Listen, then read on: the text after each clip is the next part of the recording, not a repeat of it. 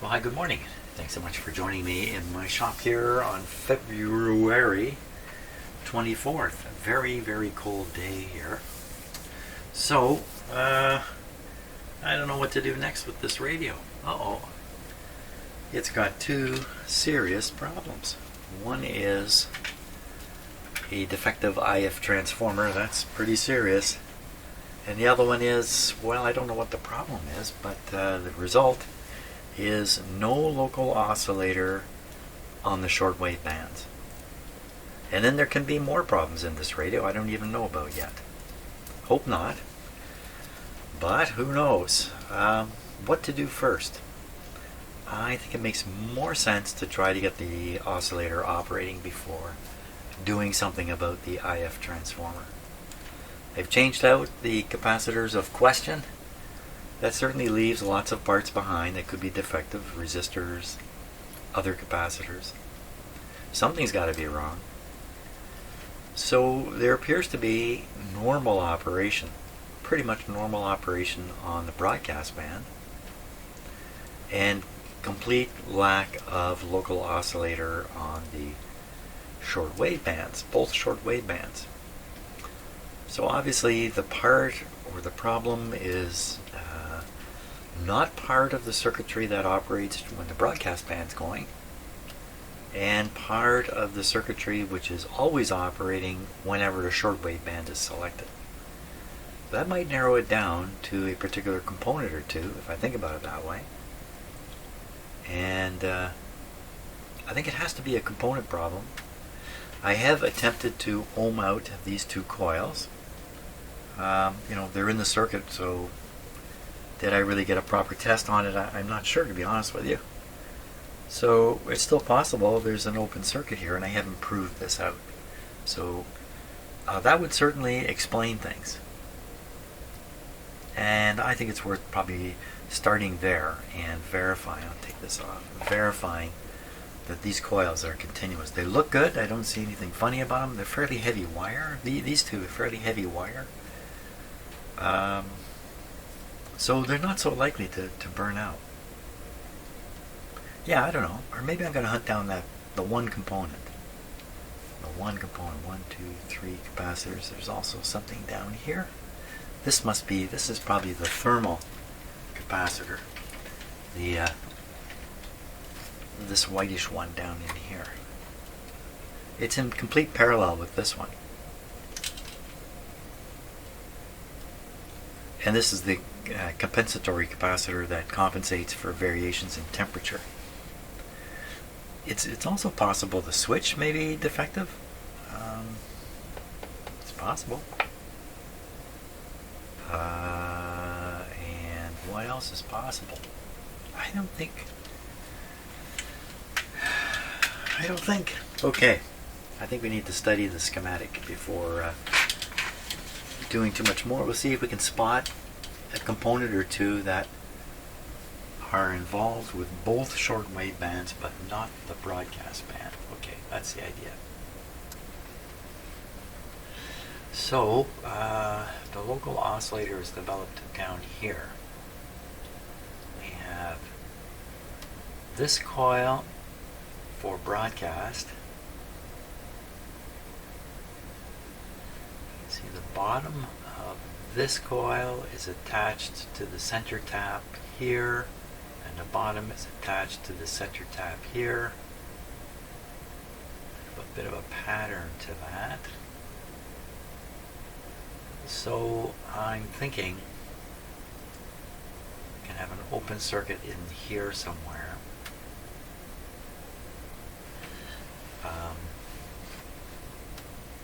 If I start on the switch here, or one end of this coil, if I can figure that out, and read a resistance. You know what I didn't do when I did this before, and I ohmed these out, I didn't throw the switch back and forth to see what would happen. So if I put the ohm meter from here through the coil, if it goes this way, depending upon the switch position again, this could be open. If it's closed, yikes. So let's assume it's open this way, and then the path would be down this way.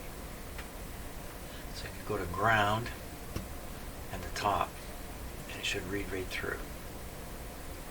Throw in the switch here, may or may not it will change the readings. But will it put a ground right in here? I don't think so. So from here to ground. So this is, well, pictorially, this is the smaller coil, less turns, L6. I think that would make sense. It's the higher frequency coil. Okay. Find the coil with the least turns. Find the wire coming off the bottom that goes right over to the other coil. The other end is the top. Hook up the ohm meter at the top. The other end of the ohm meter would go to a chassis, and then throw the switch and watch what happens. Okay, let's try that. Okay, I think I'm ready to make the measurement. Put clip leads on my voltmeter. One going to the chassis, and the other one is going to go to this coil. This is the capacitor, which is essentially connected across the coil. They've just done it down here. If I go here, what do we get? Well, it certainly isn't open. So it's telling me 0. Wait a minute, it's not happy. 0 ohms. Okay, I'll throw the switch, just see what happens. Okay, it makes no difference. 0. That's a little low, wouldn't you think?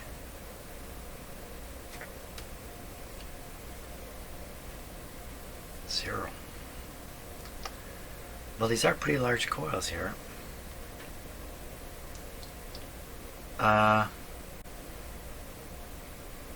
What I'm thinking is there a ground somewhere on here by accident? For instance, this capacitor could be shorted here. I would get a 0.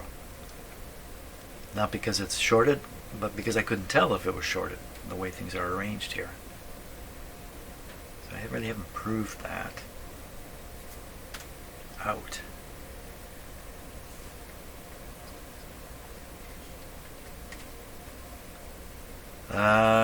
You're right.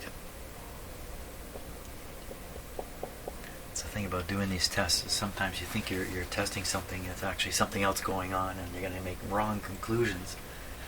Wrong conclusions are dangerous items. We don't want any wrong conclusions here. What to do? We can make some voltage measurements or resistance measurements from the pins of the mixer tube, which is connected back into these coils and whatnot. And maybe I can track something down that way. So there is no chart giving pin resistances. I have to make it up. I have to look at the circuit and derive it. A couple ways of doing this. One is we start making measurements, looking for something anomalous. It's 39K.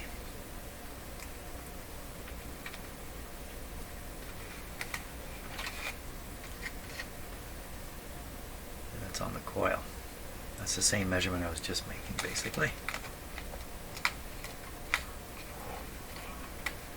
What am I looking for here? I'm looking for a 0. 33K.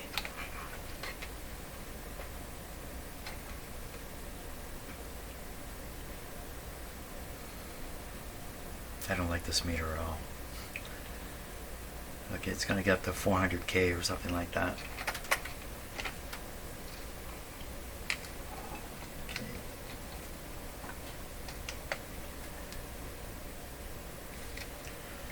So this one is the plate, I believe, and the primary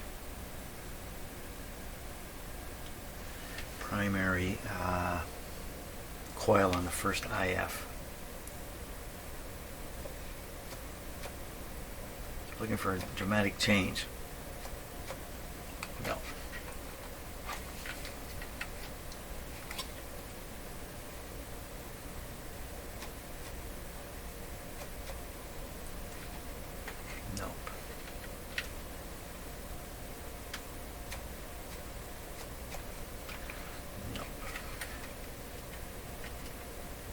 a bit of shooting in the dark here a little bit.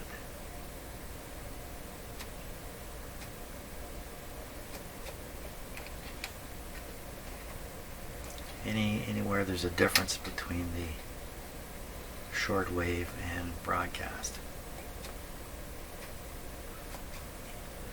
Nothing is changing at all. So determining why oscillators don't oscillate can be challenging at the best of times.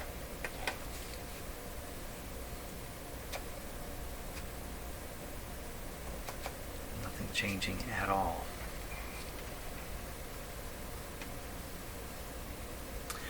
Let's go on the plate of the RF amplifier tube. This is the output side here.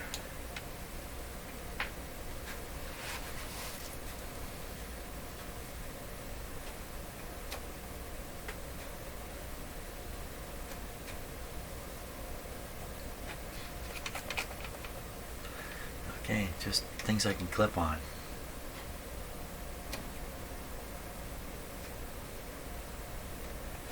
Here's one. Now I'm already on the switch, so oh no, it's the same.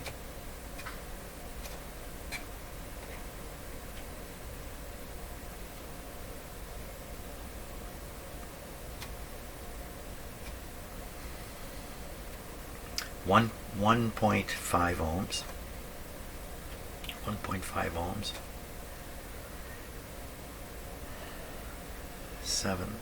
10 ohms. Doesn't seem like enough.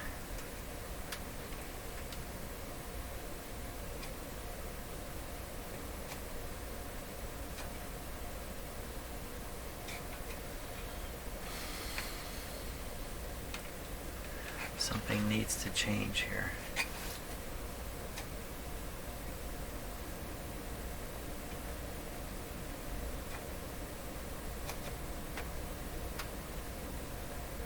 Minor variations.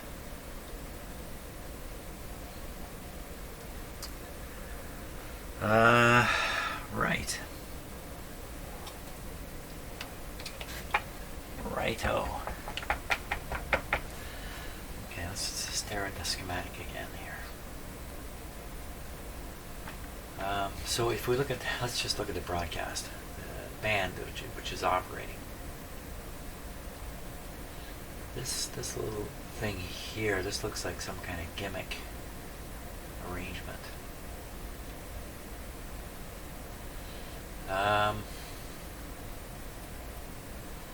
we have the tuning capacitor that's changing the local oscillator frequency here, and its trimmer.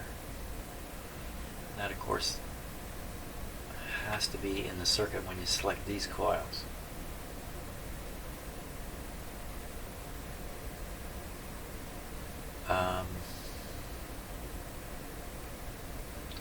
Signal getting to the tube travels on this grid.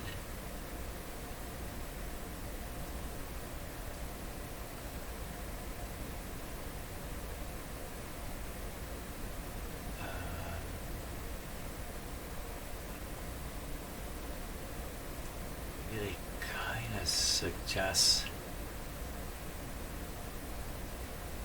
I don't know what, still suggesting these are open somehow.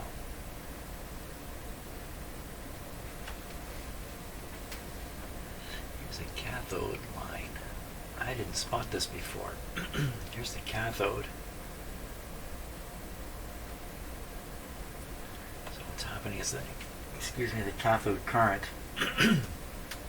in here generates some transformer action in this whole coil, and the result is used to feed the grid right there.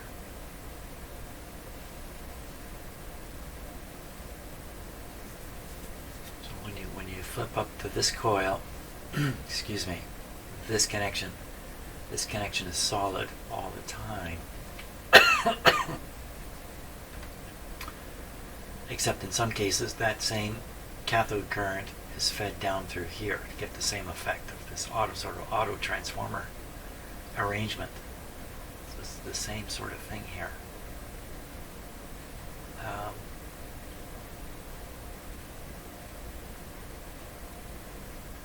So both of these circuits are dependent on this little piece here, and this is in the cathode. Oh, well, I should measure the cathode. Well, the cathode, we know the cathode's good because this works in the broadcast band, so we know this coil. Well, we know this circuit here has to be continuous for the radio to work at all.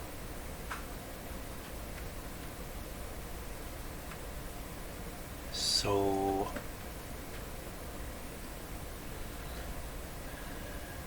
we have a cathode current going through here, generating a voltage here. Now, well, what if this were shorted? Let's say this guy is shorted. Shorted to ground. When you flip on to this band, this can't be good for it if this were the case. Now, what if this guy were shorted?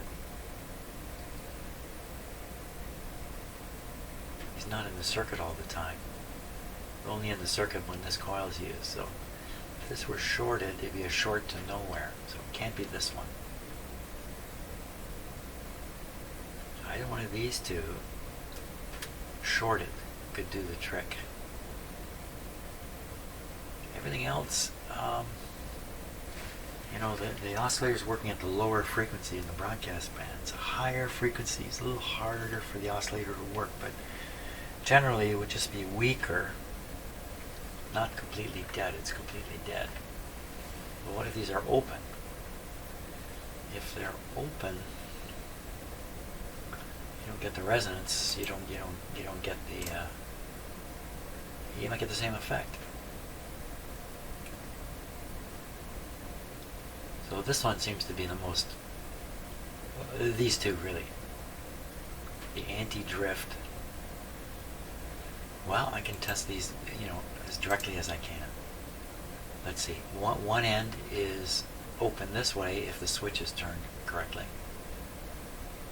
And the other end. No, the other. Well, this way's open. This way's open. This way goes to ground.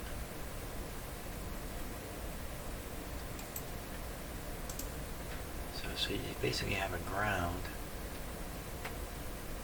on both sides of these capacitors. And from a DC testing point of view, I'm just going to see they'll look shorted. If I test across here, they look shorted. They'll look shorted. Oops, I trigger happy finger here. So the only way would be to disconnect them from ground, let's say, and test back.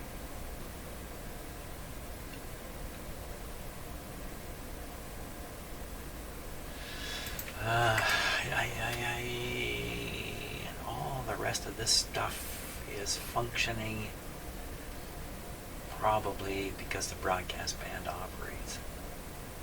These are all tied into the broadcast band. It really is limited to this capacitor in terms of capacitors. Okay, well, we'll go here next. Are these capacitors good? Those two capacitors.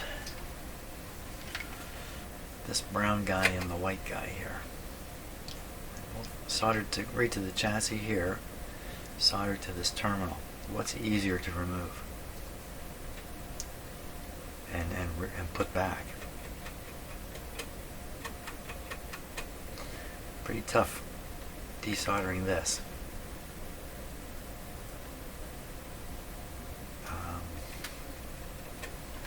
Okay, before I do anything, I'm gonna have a little coffee here. So before I make this decision. Okay, so I've been doing what I can to make measurements with the components still just in the radio, and the results I'm getting I can't interpret in any meaningful way. So when I look at the schematic, the capacitors that come up as the most likely to be causing trouble, and I'm not saying it's that likely, it's just most likely, these two guys here. To test them in the circuit here, I just can't seem to figure out a way, so I'm going to cut these leads down here because I'm pretty sure I can reconnect them fairly easily. So we're just going to cut them here.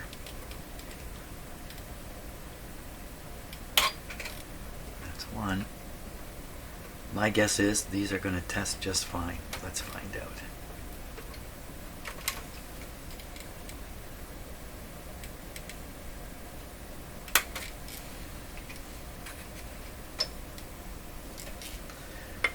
Okay, we'll use this meter here.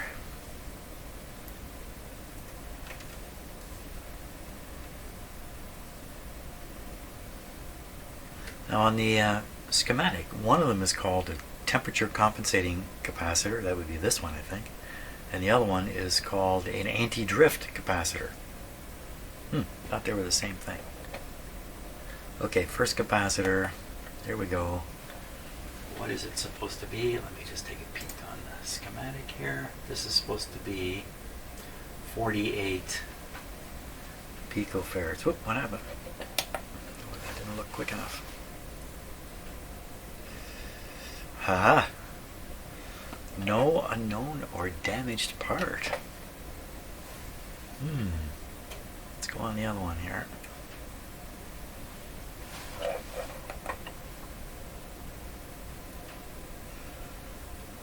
.61 picofarads, and that one is supposed to be, well, depending upon which one's which now. So one of them is supposed to be 48, and the other one should be 15. How can you tell which is which? So this would be the 48, and this one would be the 15. And the 15 is the one that's got temperature compensator written beside it. The other one's called an anti-drift. I don't know. Well, let's just do the test again. So this guy comes back at 59 this time. And this other one comes back at no or damaged part. Well, I think this guy's telling us the truth. I think I got to change that one. Provided, I guess if I cut it out, I can see what the value is on. I don't like trying to read these square ones with the codes there. But I guess I can if I have to. But this is probably going to be 15 on here. Let's see what it says. 15. Let's test it outside the radio here. I think I may have found it though.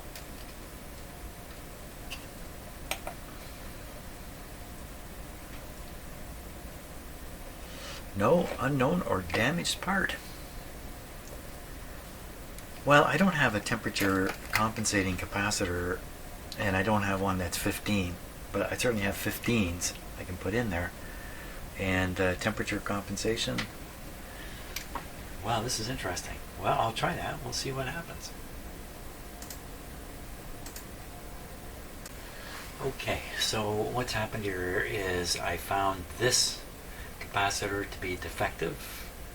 And this one, which is rated at 48, measures now 47. So that's accurate. So this one's okay, but this is, I didn't think about this quite hard enough. These aren't parallel. Right, so they're additive. I did think about it. So we got 48 plus 15. Why wouldn't I get rid of the old 48, just put in a 48 plus 15 would be a 50, 63. Put in 63 here. And get rid of these two. Even though this one still is 48, it says here anti-drift.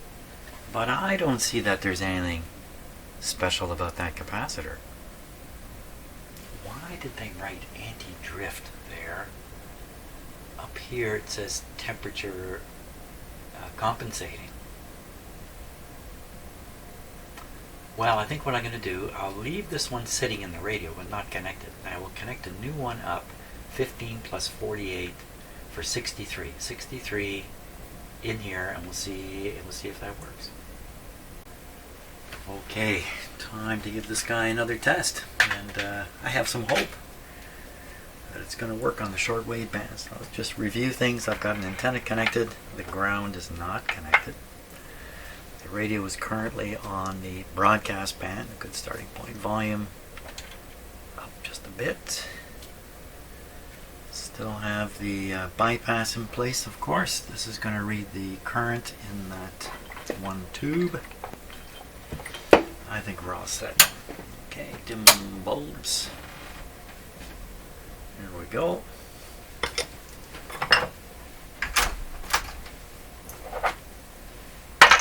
Just clean up a bit here.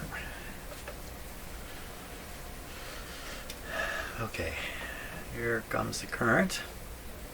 Okay, we're going to give it full voltage.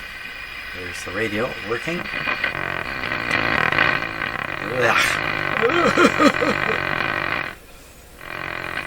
She's a bad actor.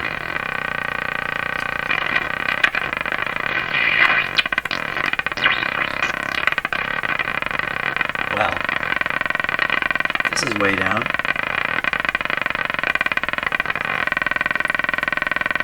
107 volts. This is way down.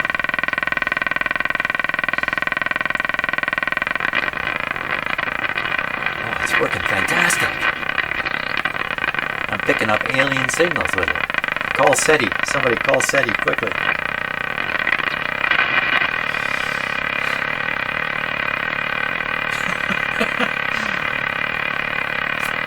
Okay. Shortwave time. There we go.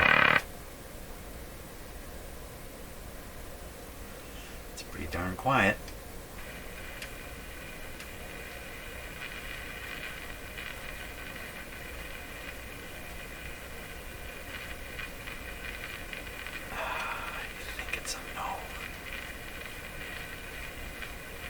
Just no variation, and the other band.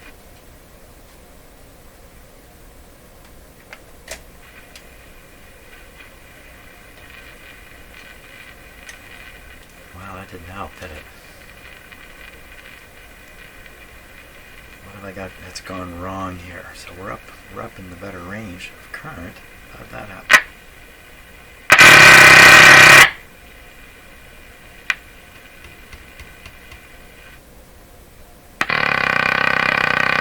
And that's how you fix a radio.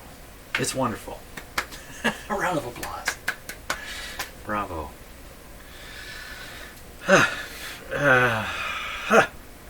Oh man, this...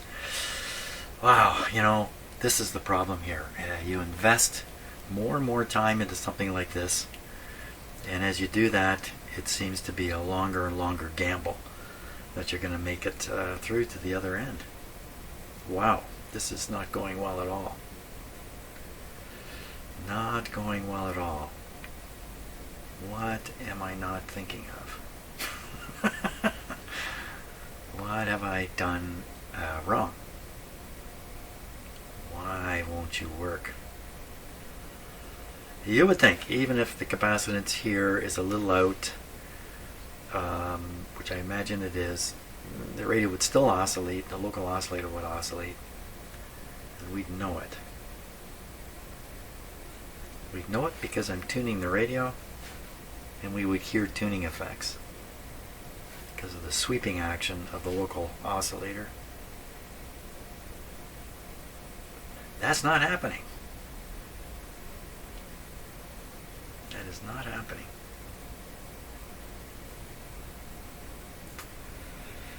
So I had another radio in here maybe a year ago, a big one, and I could not get the oscillator to work also on the higher bands. The same kind of thing. Although I don't think it's the same cause, but the same kind of thing. And in the end, I abandoned that radio. It's one of the very, very few that I've done that with. Oh my gosh. So the motorboating on the, whatever you want to call that,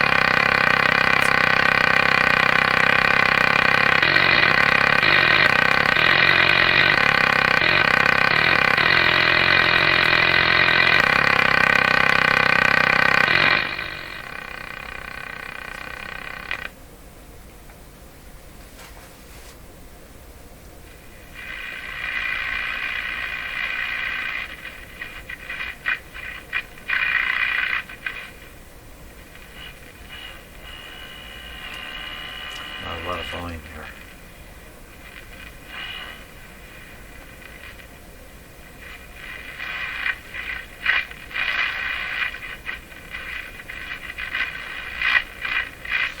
Well, that certainly seems to be, well, there's clearly a local oscillator on the broadcast band. It's clearly picking stuff up, detecting it coming out the speaker. We're around 7 here again. Go on the shortwave band with the ground in place. Volume cranked up full.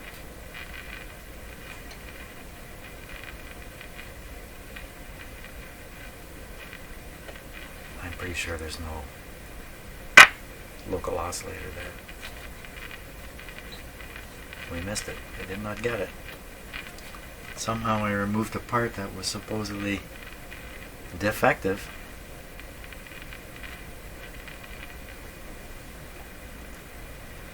The part I put in, did I not put it in right? Let me poke it a bit here. Give me a poker.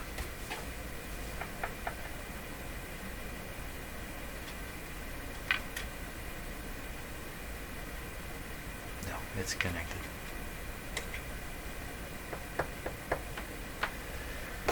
Well, yeah. Right. Okay, time to stop, ponder the situation. Well, I decided I would bring out the SDR and just double check this, because it's always good to have, you know, two sources of truth that add up. And look at that. What are we seeing there? We're seeing a gigantic local oscillator on the shortwave band. So, whoa, what do you mean? What? It's there? Sure appears to be. And there appears to be something way over on the left side of the, way up above my hand here also. Another one. What's happening? So let's tune the radio and see if that really is a local oscillator signal. Sure it is. And it could be this, we're seeing 2 of them. It could be some, I don't know what to say about that. I don't. Honestly, I don't. I would have to verify with another radio which one's real. But the fact is, there is a local oscillator here. So if I steer the local oscillator to a frequency, which one do you want to believe? Depends what I'm doing with my hand here. So if we wanted to tune in, let's say 15 megahertz, we would need this local oscillator. Can't get there. Okay, it's coming to an end up around 5,300. So that's going to be tuning in like 4,900, something like that. If that's the real local oscillator, let's find out. Is that really there? Try tuning it in with this guy, provided I can remember. FM, AM. So we want to go up around 15,300. 15,300.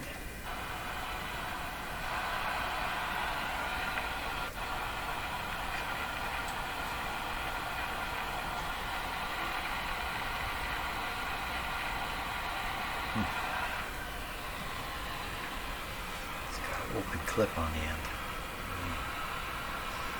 Just clip it right in here.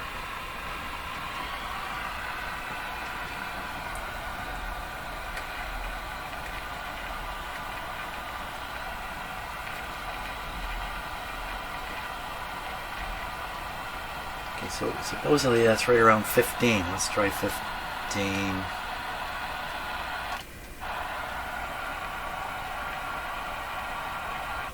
Oh.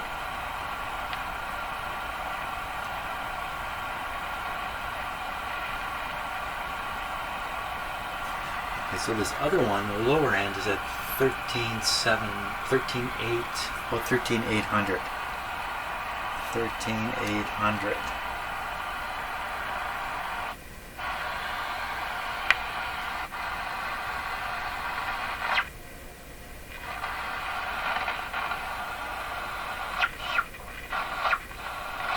The lower one is the real one. Okay. Okay, lower one is the real one. The upper one, we don't know where that's coming from. It could be the SDR. Maybe I'm overdriving the input on the SDR. I don't know. The lower one is the real one. So this radio is trying to tune in 455 above and below 13.8. That's nowhere near the band arrangement on here. And it could be because of that capacitor isn't really the right size I put in there. But we should be able to make this radio receive something. Particularly, well, okay, so I think that's that weird interference in my house starting up for reasons unknown. We would want to feed in a signal. Let me move this rate to 14 if I can, because then the calculations get really easy. Can we get to 14? We cannot. Okay, so we'll go down to 13.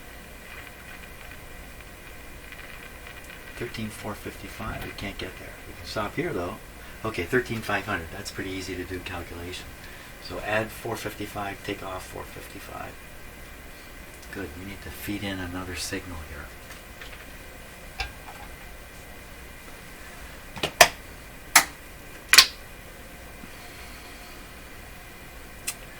I want this to be just around 14. Around 14, and the output is, we're going to put it on the antenna. We're going to take this off. Ooh.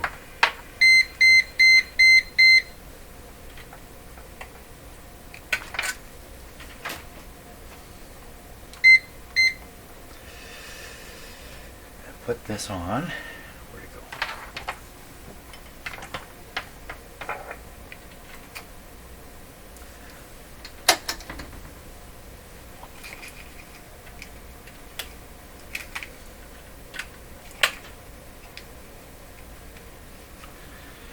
Okay, turn this up.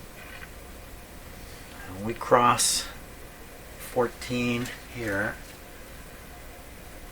somewhere around here, somewhere around 14, we should hear it come out of the speaker. Nothing. More power. How do you like that? Wow, I've gone from this guy's never going to work to, hey, it is working. It's just way out of tune. So that's ramming a pretty strong signal into the radio. Is it all just alignment from here? What was it? Was this the problem the whole time? No, there was no local oscillator before. So changing that little capacitor has brought back the local oscillator, but way off frequency. It's possible the alignment adjustments are enough to bring it back, but that's quite a ways off. The local oscillator may be below the target frequency or above the target frequency. It would look like it's below here. The target frequency is 15. It's way up there. So the current local oscillator frequency is way low, but it's there. Now what about the other band, shortwave band? Okay, this is the other shortwave band. Well, you can see a oscillation showing up. It's not at all the right one. We should be down around 9 here. Should be a big honker. Probably this one here. Let's tune and see if it moves. It does not move. Oh yes it does. The pointer doesn't move because I'm at the end of the run. So all that schmozzle going back and forth there. There's one that is sticking right at 10,250. That's the real guy, I think.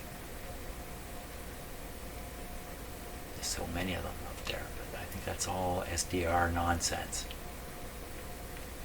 And I don't know that to be the case. I'm going to slide this over a bit. Got a big honker right here at 10.5. Is it the real one?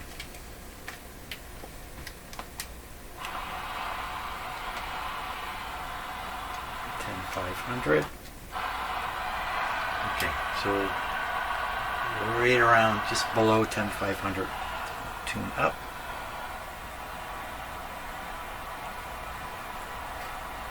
Nope.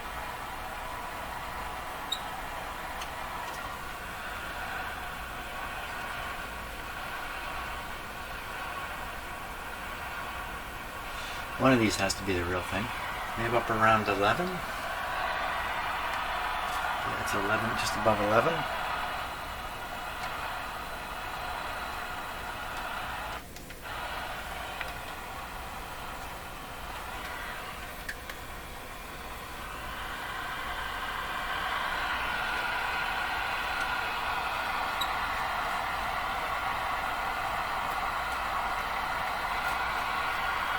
When showing up.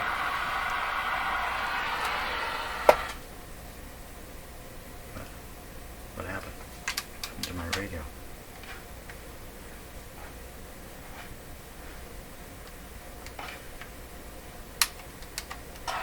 Oh. Dirty volume control. This radio needs to go to a shop. Okay. Let's look at this SDR and sort this out. Where are you, local oscillator? So we got big guys here. We got all kinds of them. Just all kinds of oscillations here. Pick your oscillator. How about this guy? 9140.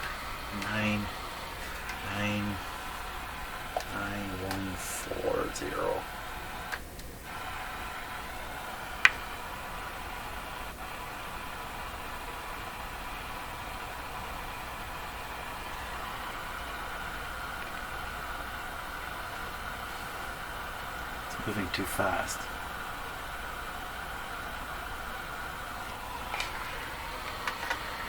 Where is the oscillator? Oh, there's a big whopper down here at 8. Are you the real thing? 8, right on 8, just above 8. 8,000 kilohertz. Oh. There it is.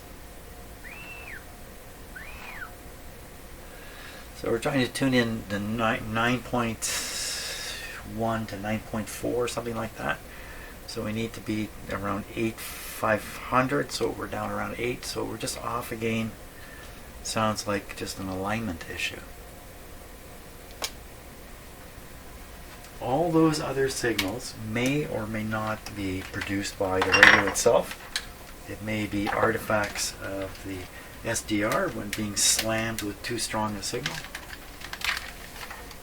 Could have something to do with the mixer tube, I don't know. Okay, I think I'm going to leave it right here for today. Next step would be to resolve the IF and decide what to do with it. Leave it as it is, try to optimize the bypass arrangement, or try to insert a new or alternative IF transformer, which is, wow, that's a gamble. Okay, one step at a time, we're getting there. Thanks a lot for watching, and see you tomorrow.